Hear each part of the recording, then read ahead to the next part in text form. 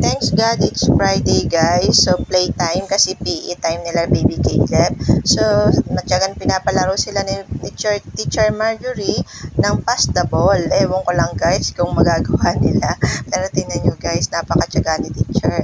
Kasi hindi mauunawa ng ibang mga kasama ni baby Caleb. Ayan, tinan mo oh, demonstration pa lang yan guys. Pero tinan mo, yung teacher oh, hirap na talaga sa kanila.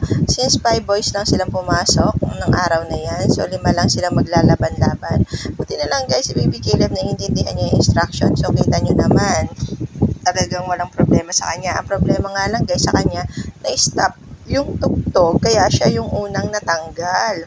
Ayan yung kasunod ni baby Caleb, medyo nalilito pa, hindi niya alam kung ano yung gagawin. So walang prize dyan si baby Caleb kasi guys, natanggal agad siya. Siya ang kaunang natanggal among the boys.